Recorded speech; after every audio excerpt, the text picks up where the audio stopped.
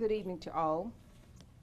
We are coming before you today to give you an update on some occurrence that occurred with the water system here in the city of Florence today. I'm Mayor Teresa Myers-Irvin with the city of Florence. I'm standing presently with Josh Whittington, our Utility Operation Director, and Mr. Michael Hemingway, our Utility Planning and Economic Development Director, as well as our City Manager, Mr. Scotty Davis. And we do have some members of council who's also present.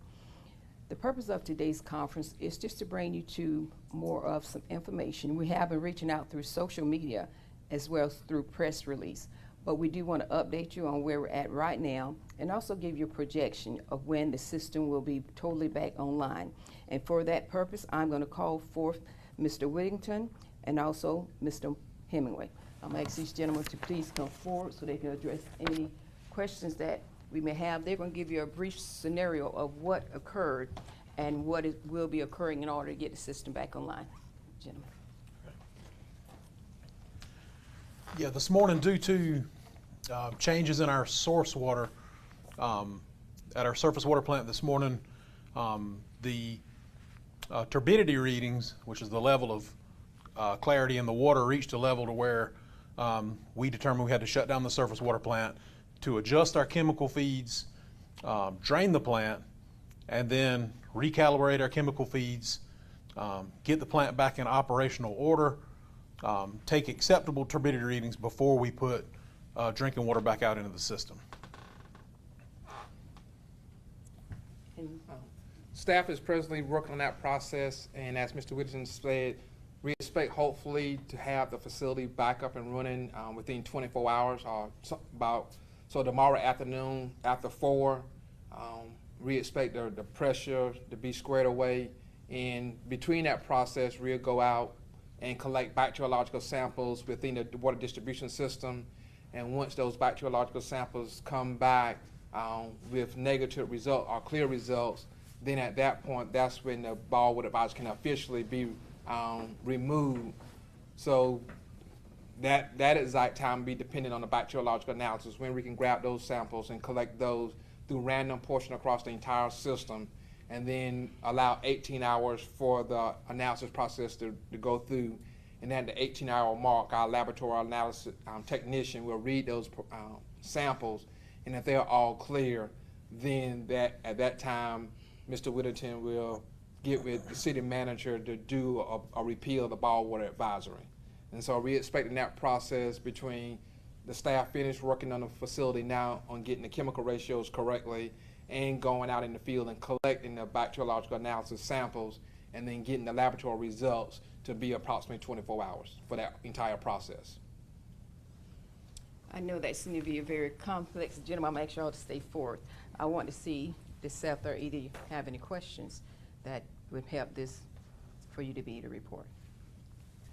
What are the effects on customers through the next 24 hours? Well, presently you're going to experience low pressure throughout the system, and you might have some discolored water quality during that same process. But our groundwater system is producing water. It's just a demand on the groundwater system that water is being used as fast as it's being produced from the groundwater facility. So as soon as we get the surface water facility back on, then that'll let the system continue to stabilize itself. And then through the night, as we get through the peak time of dinner and taking showers, we will start to see some recovery because our water demand will start to decrease, and the groundwater plants and wells will continue to operate during that time period. Will that change tomorrow morning when people begin using water again?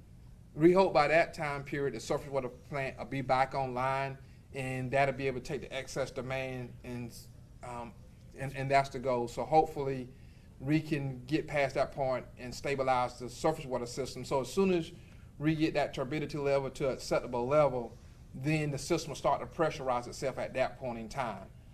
That part we're hoping won't take 24 hours.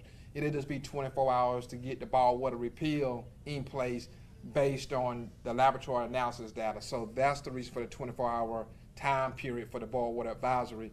But we hope to have the system pressurized before then. Will the rescheduled flushing project still happen next week? As of now, that's still scheduled.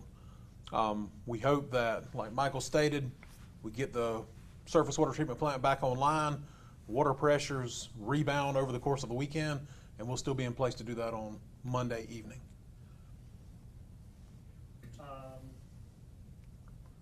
For residents that are seeing persistent issues with low pressure and discolored water, is there anything they can do to reach out and try to get potential credit on their bill? Yes. Any customers that have issues certainly can call our Public Works number, 843-665-3236. Again, that's 843-665-3236. And we'll certainly speak with all customers on an individual basis. Is the city aware of any wastewater being discharged in any public places, potentially due to any of these issues?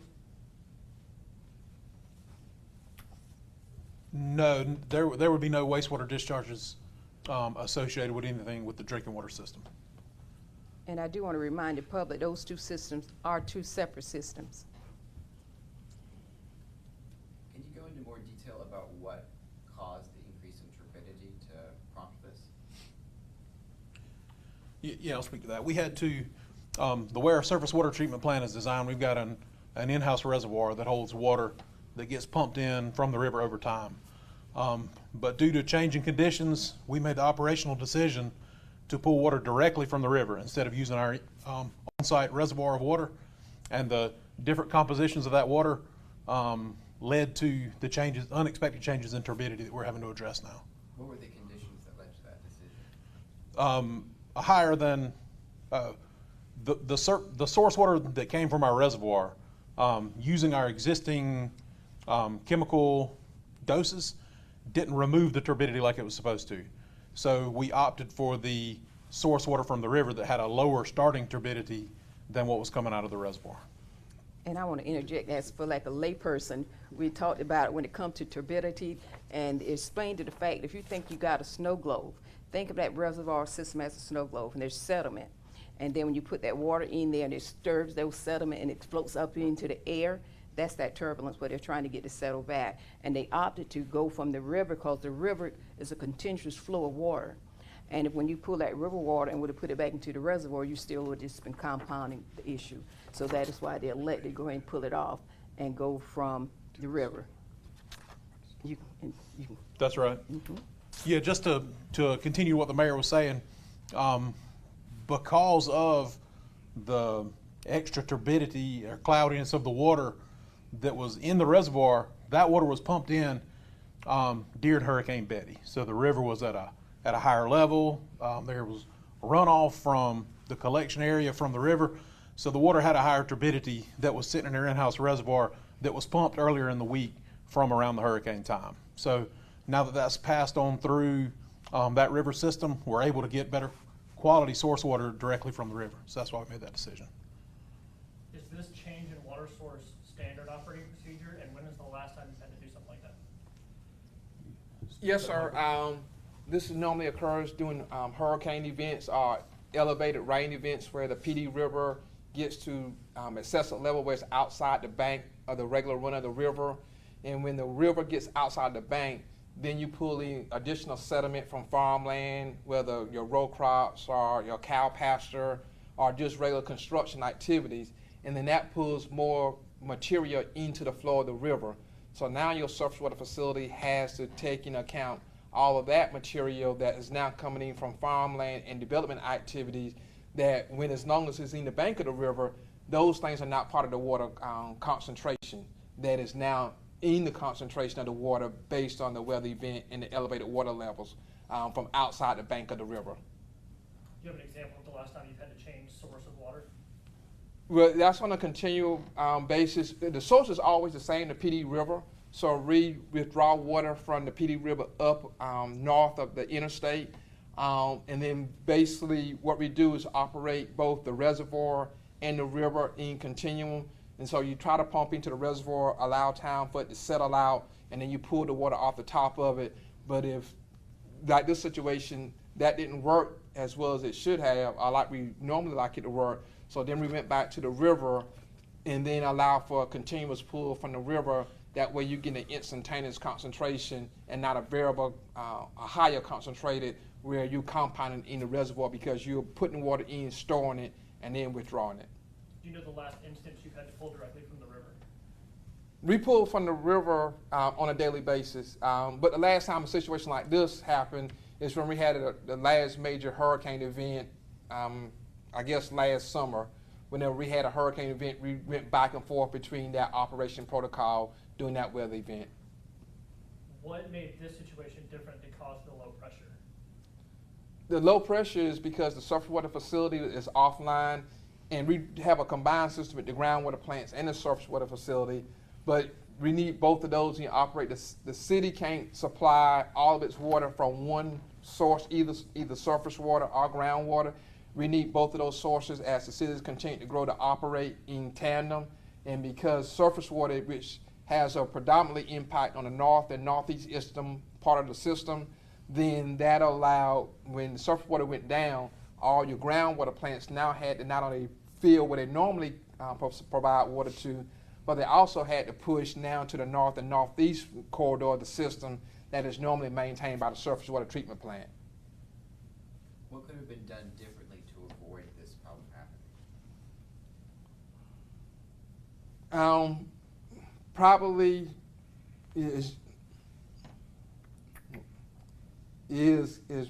trying to get that turbidity squared away, and as long as we can stay below the turbidity level that's set by DES, then that's the key component. So it's just making that chemical relationship work a little bit better as best we can to try to maintain that turbidity. The problem was the chemical level in the river? No, we use the chemicals in the plant, the turbidity and all the materials that once you have runoff from a rain event, that runoff material flows into the run in the river. So in normal situation where you don't have any runoff, you don't have to treat those components for the treatment process because it's not a part of the water. But in the elevated river situation like we now with the PD River is outside the bank, so now you're pulling all of those extra material into the flow of the river. So now the operators have to account for that new material that's not a normal part of the treatment process as to wild water sources coming in. So you have to adjust your chemicals in that flocculation process to try to make sure you're staying up with these new materials that are not part of the regular water quality of the river. And basically what's happened is the chemical makeup changed from what it normally would be, how we're usually treating it on a regular basis. Correct. And by that occurring, then they had to adjust the chemicals to meet a new environmental source. So if you think about, you have your routine things that's there that you treat with Right. a routine process, but because of this particular event that we had with this water, it changed the makeup of that flow of water so much. Now we had to adjust the chemical makeup in order to meet this situation right here. Yes, ma'am. At what point do you have to shut down the surface water treatment plant? It's on a case-by-case basis. Once we have the online meters, once we hit those turbidity levels that's set by DES and EPA, that tells you whether you're meeting compliant water potable water. So once staff saw they were struggling to meet those targets, then they made the decision where we need to cut the plant off until we can rectify. So in part of that process that Mr. Whittington explained earlier, at that point, staff drained the water that was in the facility at that point in time, and once the facility was empty, allowed new water to come into the facility, and then start that chemical equation over. Now that you got a fresh start, and so you removed all that from the process. Is the high turbidity a health risk? Based on, you got a health standard for what you can discharge. So from that standpoint, that's the target that we have to discharge to and be below that target number to meet the compliance levels. And what you want to do when it comes to the quality, what our staff is doing is making sure we don't get into the area where you can be in health concerns. So that is why they took the unit off, so they can address what was occurring within the system to be preventative. So no, we're not in a health issue. And the water boiling is a precaution. So you want to boil because we want to be sure that the citizens are safe. What is the city changing about its the staff is meeting, and is debriefing is what will happen. They will look at this incident and see what red flags were presented that might be something you can look for in the future. But each incident is always going to be different based on also whether or not when you have a storm, what happens with the river water, because everyone have to remember we're using the same water. If you remember science, rain come down from the clouds, it's going to go into this water to the rivers, we're going to process it and reuse it. So no one can promise that this is not going to happen again. I think Charleston is having issues as well. So when you have a storm, you got to meet every situation with what is presented to you. And I will commend our staff is the fact that they started noticing these things about last night. And so they started seeing what was going on so they could get to this point to make this decision. Is that correct, gentlemen? Do y'all agree with that summation? Yes, that's correct. Okay. Does tomorrow's council meeting have to do with today's issues? So some of the council members will be meeting tomorrow. I know I won't be present for that meeting. I was not notified or asked about that meeting. But to my understanding, they want to meet so they can get the information, pretty well the information what's been given here today. They just want more details from what's being given today. The city says it has both short and long-term fixes planned for utility infrastructure. Can you share what some of those plans might be? Yes, we are currently working with our consulting engineering team to complete a water master plan for the water system and the water distribution system. So as part of that process, we are also in the process of expanding the surface water facility from 10 million gallons to 20 million gallons. And we are also presently investigating some of our groundwater plants. We have 4 that are in the first phase of the process: the GE water plant, the River Road water plant, the Oakdale water plant, and the Pine Street water plant. Is to go through those facilities and go through a rehabilitation process to make those facilities more efficient. So those things are ongoing now. And then also as part of that, we are in the process of, we have 5 water distribution projects to loop water lines within the system, to remove dead ends from that process, to also work with water quality. And then on the long-term process, we're looking at extending a 30-inch southward to Alligator Road, and also potentially looking at a new line that will run parallel to I-95 as part of that particular process, along with the surface water plant expansion that'll begin later this year. And also, I would advise you to go back and look at Monday's city council meeting, some of the information when it comes to our water system was presented during that particular meeting. So will be some information online in the city council's regular meeting minutes. I'd also Go like to add, ahead. Madam Mayor, at our July council meeting, we also had an independent study given to council. That study was done on our water system there, and we showed that there are some needs in the system, some maintenance, and council has directed staff to complete those. It's about $37 million in projects that council has directed staff to complete those, and we're working on those processes as we speak. And again, that was done by an independent engineering firm to look at our entire system, our entire water and sewer system. They gave us an analysis of what work needed to be done, immediate work that needed to be done on that system. And again, council has given staff the authority to move immediately on making sure that we have those things repaired immediately. When it comes to today's incident, when did it become clear that this was a problem, and at what point did the city decide to shut down the surface water treatment plant? Yeah, it became clear last night, and we shut down the plant last night. Why did it take so long for the city to notify customers that this was going to be a problem? Because, like Mr. Hemingway talked about with the groundwater system that we have here, we weren't. There was hope and a probability that the system would be able to operate and stay in a good pressure range with our groundwater plants. But with usage out in the system, usage being higher, we lost pressure faster in the system. Why weren't the groundwater plants able to accommodate the extra load? Well, we actually had one plant go down today during operation, and then we can never 100% predict what the demand is going to be out in the system.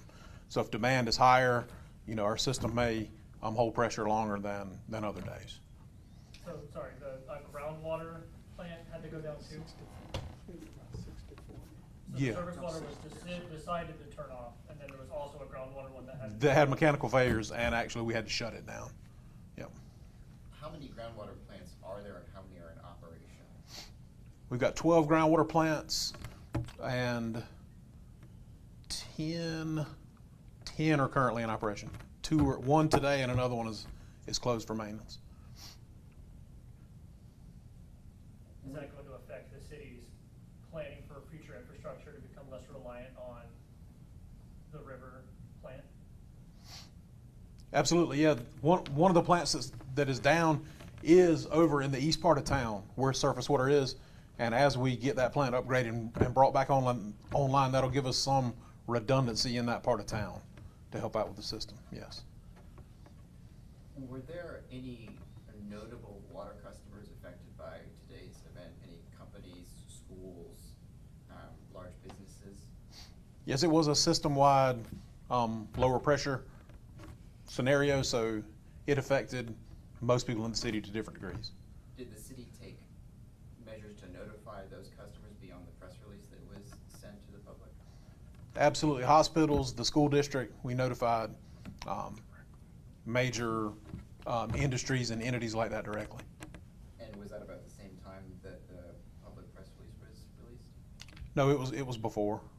Do you know when? I don't off the top of my head. It was probably, we started calling people around 10:45, 11 o'clock and notifying them that it was looking like we were gonna have a low pressure situation.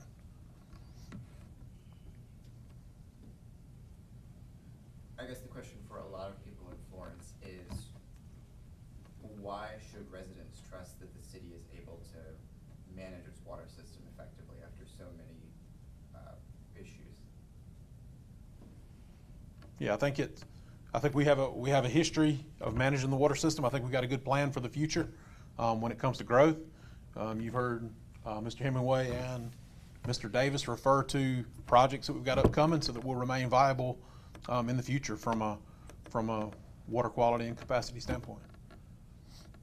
How does maintenance of the system compare to the priorities of expanding the system? Obviously, the city is pursuing an expensive and ambitious plan to expand the water system.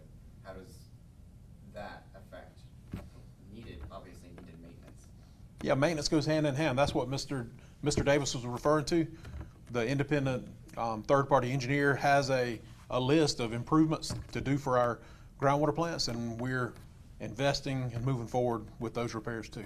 That was the $37 million that Scotty was referring to, Mr. Davis. And I do want to add to the fact that if you look over the history of the city of Florence, where we've picked up also adding Timorsville system, so we've had an account with that as well. But more importantly, if you think about, there was some deferred maintenance that even when this administration here came on, that we had that study done so that we can see what was the effect of those deferred maintenance. So what you see now, that what we're working on is a complete assessment of the system. So we have the work that needs to be done outlined. And as a city, as the mayor, as the council, we have authorized our city staff to move forward to get those maintenance issues addressed, but also future plan for expansion. Both has to occur at the same time because the city's not going to stop growing. So we must be prepared for that growth, but we also must address the issues that was deferred. And we have both plans to take care of that. Mayor Irvin, can you speak directly to the sense of lack of faith that people have about the city's water system, with discolored water and loss of pressure being fairly routine at this point? I don't think people really trust the system. What would you tell them? Well, loss of pressure is not routine, no. So our first Regular water advisories and water main breaks. low water pressure is not routine. Water advisors, you will always do that. That's a preventative measure. The concern should be if we did not notify our citizens. We believe in transparency. We know what our system is in need of, and we are addressing that. So the confidence, what the citizens will have is that we are a transparent body of government. We want to do what we can do to also make sure our citizens are healthy. And a part of that is prevention. And prevention is entailed by finding out whatever issues there are with the system, which we have done and we are addressing. So we are transparent with what we're doing. So the citizens should be confident that we know what the issues are and we have a plan and we are already addressing those issues. That's why you see the work that's being done in the city. We are addressing those. Any other questions you can think of? And I put it like this: we use the same water our citizens do. And if we're using the same water, we want to make sure that it's safe for everyone. We're all in this together. We are Florence. What affects one part of Florence affects the whole of Florence. So that is where faith should be. We are one Florence. Any issue that affects anyone in Florence should and does affect all of us. So that's where faith should be. We're in here with you, and we're planning to stay here with you and do what's best for all of us.